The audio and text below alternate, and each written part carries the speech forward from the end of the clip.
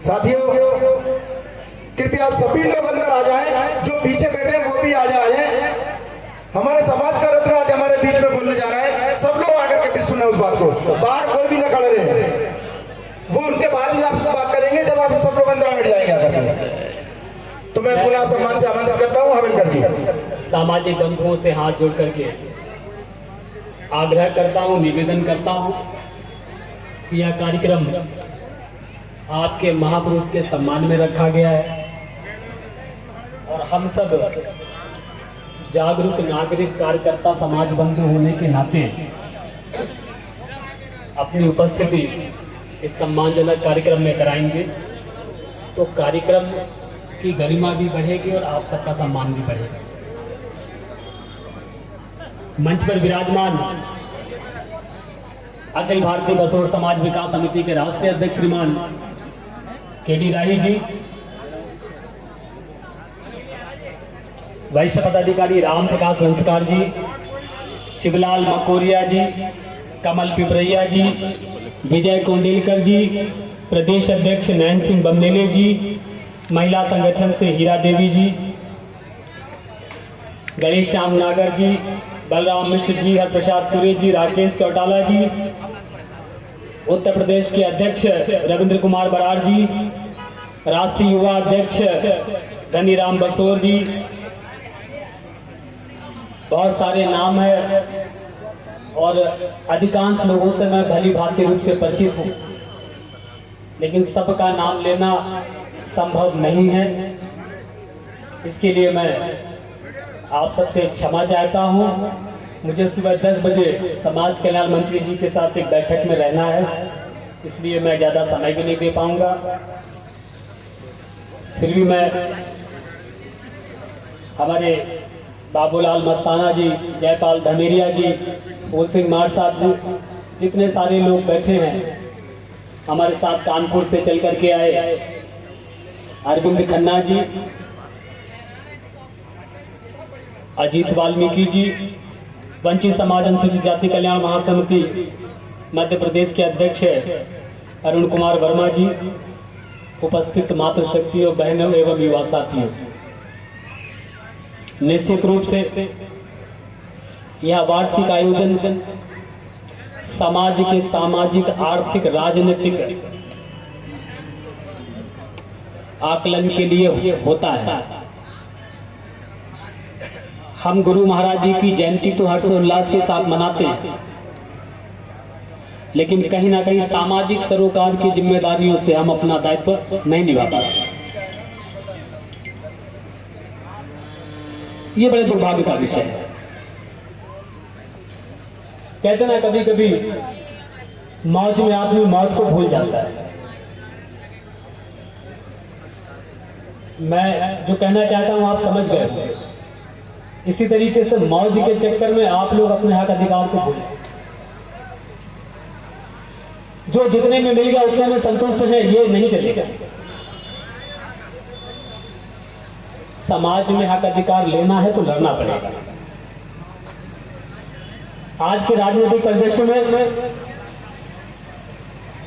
जिसकी जितनी संख्या भारी उसकी उतने हिस्सेदारी है या नहीं सच बात? तो जब हमारी संख्या ही नहीं दिखेगी तो हमें हिस्सा कहां मिलेगा? हम किसके दम पर अपनी राय लेने जाएंगे? अरे भाई, पूरे भारतवर्ष के अंदर बसोर समाज निवास करता है। ये बात और है कि अन्य अन्य अंचलों में, अन्य अन्य क्षेत्रों में अलग नाम से जाना जाता है। उत्तर प्रदेश में बसोर है, बरार है, दरकार है, खरवार है, मुसहर है, वनटांगिया है। पंजाब में कुछ और है, उत्तर प्रदेश में कुछ और है, एमपी में कुछ और है।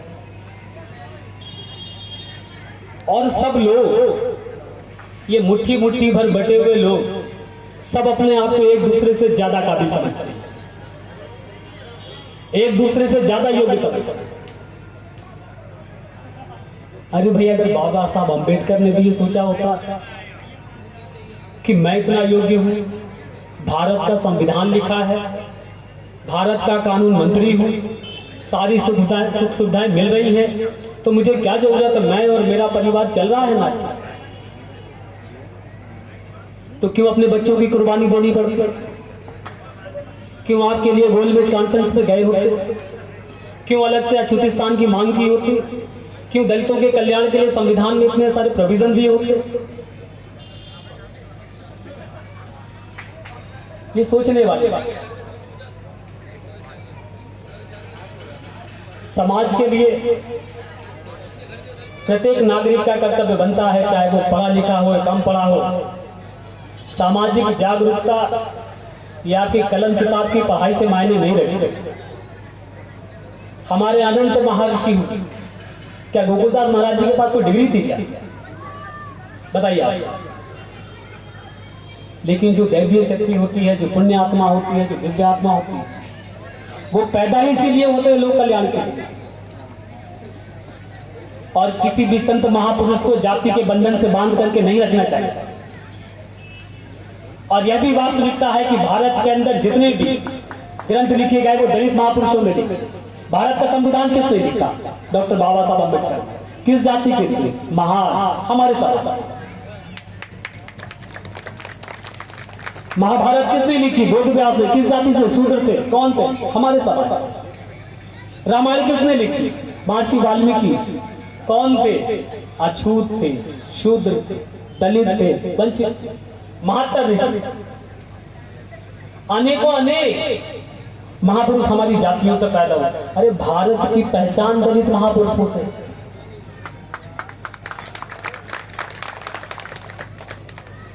और जिसके वंशज कलम के धनी रहे, जिन्होंने दुनिया का सबसे बड़ा संविधान पवित्र ग्रंथ लिखा हो, उस समाज के लोग बटे हुए हो, इससे ज्यादा लाचारी और विचारगी क्या हो सकती?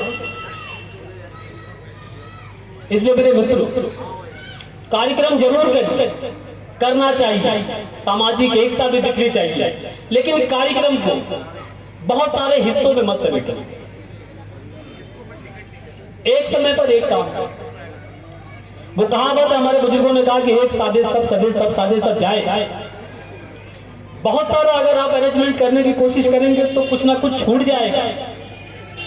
एक प्लेट में 70 पकवान नहीं आ सकते, तो जितना आपके खाने की इच्छा है उस प्लेट में उतना ही लेना चाहिए, तभी उसका स्वाद का मजा भी मिलेगा।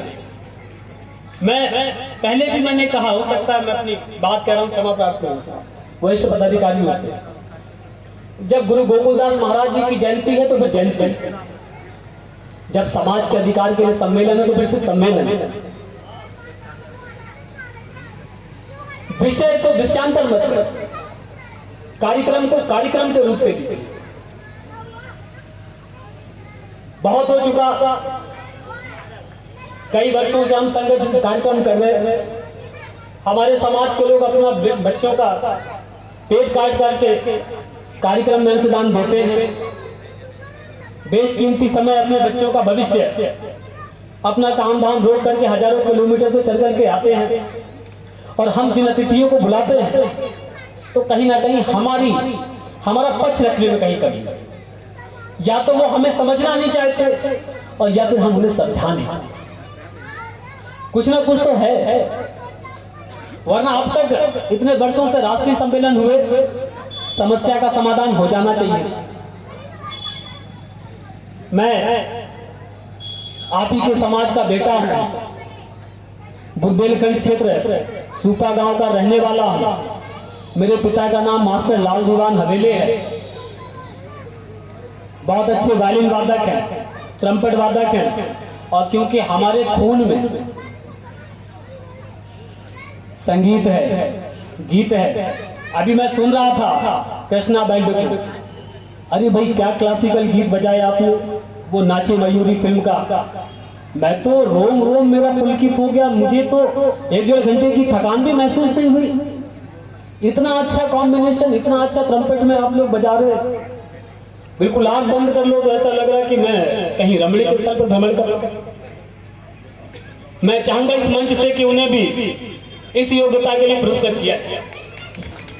बहुत अच्छा हमारे समाज की कला है, और मैं वादा करता हूं कि उत्तर प्रदेश के अंदर भी मैं, अगर मेरा आयोजन सफल रहा तो उत्तर प्रदेश के मुख्यमंत्री के द्वारा आपको सम्मानित करवाऊंगा।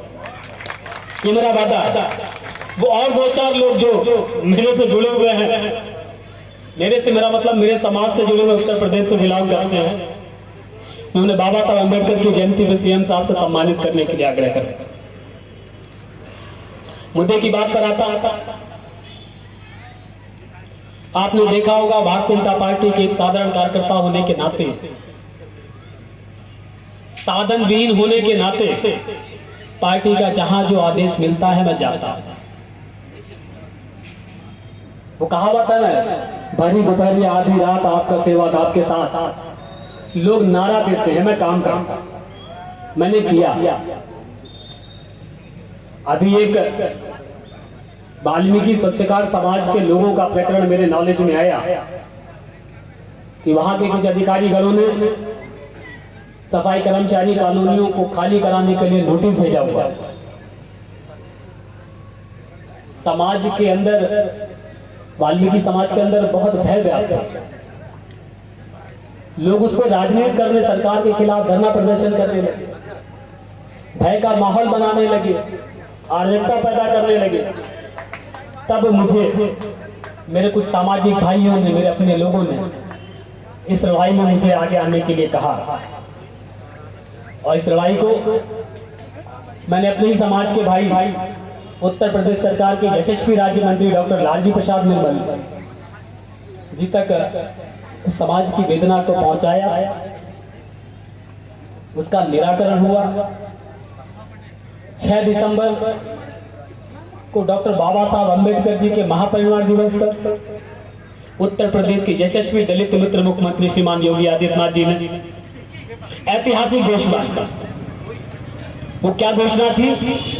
उत्तर प्रदेश के अंदर जहां कहीं भी दलित, अनुसूचित जाति, वंचित समाज का व्यक्ति रह रहा है, वो सरकारी भूमि पर काबिज है, गैर कानूनी तरीके से काबिज है, अनलीगल तरीके से काबिज है, उन सबको मालिक बनाने का काम किया जाए। हमने सही फोरम पर बात रखी था, फिर हम मिले, क्योंकि जब घोषणा होती है तो उसका जियो बनने में, गवर्नमेंट आकर बनने में समय लगता है 3 से 4 महीने का। और मुख्यमंत्री ने घोषणा कर दी और हम बैठ जाएंगे तो ऐसा चलेगा नहीं।